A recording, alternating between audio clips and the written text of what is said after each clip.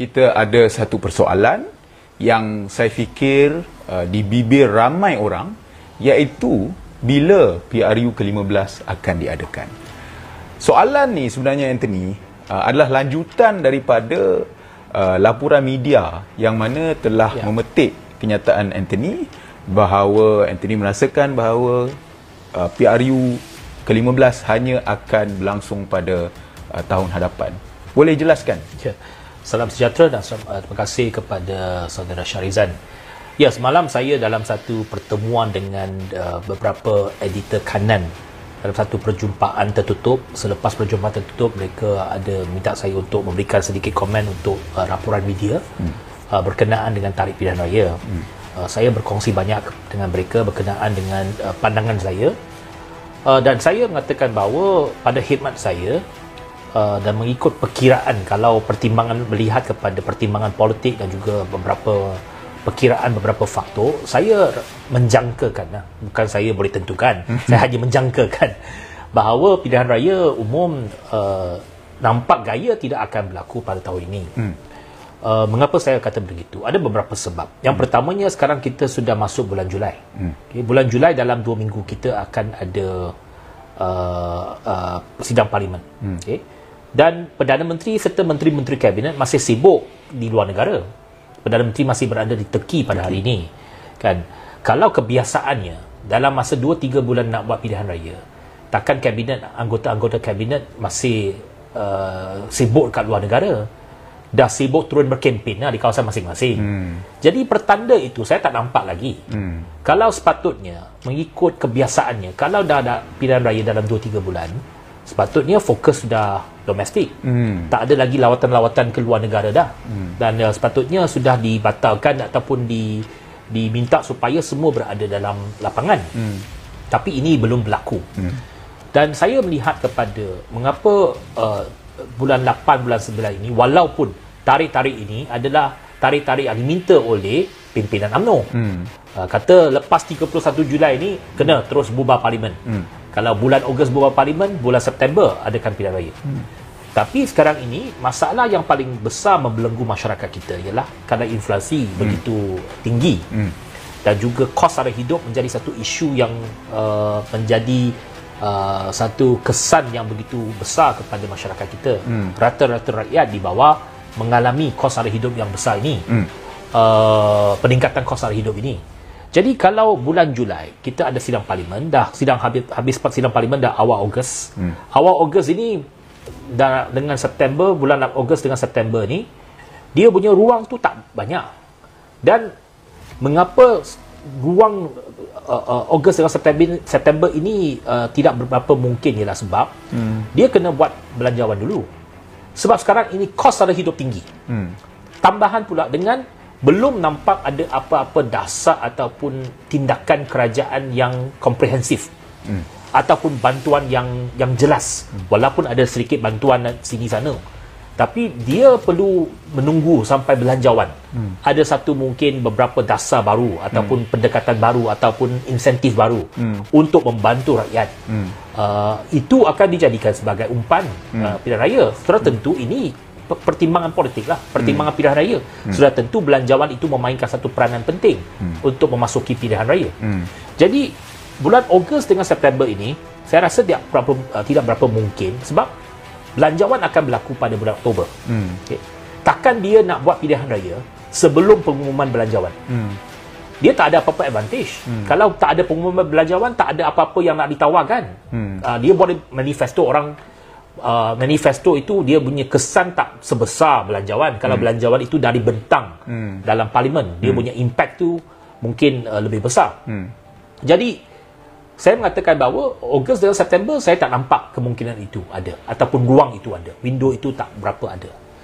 Jadi sidang parlimen kita untuk sidang belanjawan akan berlaku pada penghujung bulan Oktober. Kalau mengikut jadual, kalau masih kekal dengan jadual, belanjawan hanya akan dibentangkan pada penghujung bulan Oktober. Okay. Kalau dah bentang belanjawan, ada pula kata lepas bentang belanjawan mungkin terus buat pilihan raya. Okay. Dalam sejarah pilihan raya negara kita sejak merdeka, hanya sekali sahaja pilihan raya diadakan pada bulan November, iaitu semasa pentadbiran Tun Dr. Mahathir pada tahun 99. Hanya Mahathir berani buat pada bulan November. Okay? Sebab bulan November umum kita ketahui bahawa dia musim monsun. Dan sekarang ini berbanding dengan 20 tahun lebih, sekarang ini cuaca kita agak sukar untuk diramal. Perubahan iklim ini menjadi satu masalah begitu besar. Ya, betul. Kalau dulu mungkin ada beberapa negeri saja yang mengalami monsun, dan mungkin dia punya keadaan monsun itu tak seteruk sekarang. Tetapi sekarang ini dia kalau penghujung tahun, kita rata-rata tahu monsun mesti berlaku. Betul. Okay? Dan banjir kemungkinan besar akan berlaku. Kalau tak seteruk tahun lepas pun, dia banjir ini biasa dah akan berlaku di negeri-negeri pantai timur. Tapi sekarang kita nampak ni, walaupun belum sampai monsun lagi, apabila hujan lebat, Baling pun dibanjiri dengan begitu teruk. Okay? Jadi kalau bulan penghujung tahun ini, November, Disember ini, kemungkinan banjir besar itu berlaku. Kemungkinan itu ada. Jadi adalah sangat berisiko untuk kerajaan mengambil keputusan nak buat pilihan raya pada bulan November ataupun Disember. Jadi saya mengatakan bahawa kalau lihat dalam beberapa bulan, baki beberapa bulan ini, untuk tahun ini, window dia tak besar. Dia punya window tu tak banyak. Ini tak perlu orang Perdana Menteri baru boleh tengok. Siapa-siapa ahli politik dah lama dalam politik ni, kita boleh dah agak dah. Yalah. Saya pun dah melalui 4 kali pilihan raya. Boleh dah agak dah. Dan faktor-faktor itu semuanya terbuka. Kita tahu apa faktor dia, kita tahu apa tarik-tarik penting dan sebagainya. Jadi faktor-faktor itu bukannya sukar untuk diramal. Jadi saya mengatakan bahawa dalam baki 6 bulan yang akan datang ini, window dia agak terhad. Kecuali dia ambil satu risiko. Dia buat bulan September. Okay? Tapi buat September, apa kelebihan untuk Ismail Sabri atau untuk pihak parti kerajaan sekarang? Dia belum buat belanjawan. Isu inflasi sedang melanda. Baru hari ini Bank Negara pula umumkan kenaikan OPR. Jadi kadar faedah meningkat. Jadi kadar faedah meningkat. Bulan Ogos, bulan September, yang peminjam-peminjam kena bayar ansuran yang lebih tinggi. Jadi itu akan menjadi faktor-faktor yang negatif kepada pihak parti kerajaan. Jadi saya kata ini tak berapa mungkin dalam beberapa bulan saki-baki ni. Jadi kalau 6 bulan ini tak jadi, okay, ataupun sebelum akhir tahun ini tak jadi, dia masuk bulan tahun depan. Tahun baru Cina ialah penghujung bulan Januari. Kalau dia bubar parlimen pada awal bulan Januari, dia nak buat pilihan raya semasa tahun baru Cina. Tahun baru Cina rata-rata 2 minggu lah. Dan pun tak pernah dalam sejarah kita ada pilihan raya semasa musim tahun baru Cina. Hanya sekali taklah umum pembubaran parlimen pada hari ke-7 tahun baru Cina. Dan pilihan raya itu sokongan Cina begitu besar kepada kita pada tahun 2008. Okay. Dan kalau kita take away that faktor tu, tahun baru Cina tak berapa mungkin.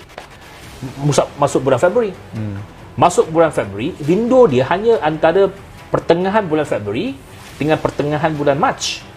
Sebab puasa tahun depan bermula pada penghujung, kalau tak silap saya 23 ataupun 24 Mac. Saya dah tengok tarikh dah. 23, 24 Mac tu akan bermula Ramadan. Jadi rata-rata kita pun tahu takkan pilihan raya diadakan dalam bulan puasa. Bulan Ramadan ini tak sensitif kepada umat Islam. Hari raya pada bulan April. Hari raya takkan ada pilihan raya. Lagi tak mungkin, kan? Hari raya itu kita kalau Malaysia ni sambut hari raya 1 bulan. Betul. Sampai bulan Mei. Betul. Jadi itu yang saya kata. Kalau nampak ataupun kita tengok dan ramal beberapa faktor ini, kemungkinan pilihan raya tak dapat diadakan sampai lepas hari raya. Tapi Anthony, setiap hari kita tengok orang-orang dalam UMNO beri tekanan, dia kata kena bubar dan sebagainya. Setiap harilah kita tengok kerajaan tak stabil, investor lari sebab banyak-banyak alasan. Jadi rasanya Perdana Menteri Ismail Sabri ni dia boleh ke menahan segala tahanan, segala tekanan daripada UMNO ni? Jangan lupa, sekarang ini yang boleh ada kuasa untuk menentukan nak bubar atau tidak Perdana Menteri. Yang lain-lain tu boleh cakap, boleh tekan, boleh bagi tekanan dan sebagainya. Tapi kuasa untuk menasihati agung tu masih terletak di tangan Perdana Menteri. Okay? Yang lain-lain yang nak tekan tu, semua rata-ratanya kita tahulah mereka ada agenda masing-masing. Ada yang bukan menteri dan sebagainya. Tapi pernah tak you dengar Perdana Menteri Datuk Seri Ismail Sabri mengatakan bahawa kerajaan tak stabil? Dia tak pernah cakap kerajaan dia tak stabil. Betul. Kan? Dia tiap-tiap hari dia pergi mana-mana dia kata keluarga Malaysia ni, konsep keluarga Malaysia, kerajaan dia punya stabil, dia boleh buat banyak program dan sebagainya. Dia tak mengaku, dia tak pernah kata kerajaan dia tak stabil. Okay. Yang kata tak stabil orang-orang lain dalam UMNO yang tak ada jawatan dalam kerajaan. Jadi bagi saya tak tahulah bagaimana dia akan menahan tekanan itu, tapi sebagai orang politik kita tahu bahawa selagi kuasa itu berada di tangan Perdana Menteri, dia yang akan tentukan. Dan bukannya orang-orang lain yang boleh bagi tekanan, boleh bagi pandangan dan sebagainya, tapi akhirnya dia yang akan buat keputusan.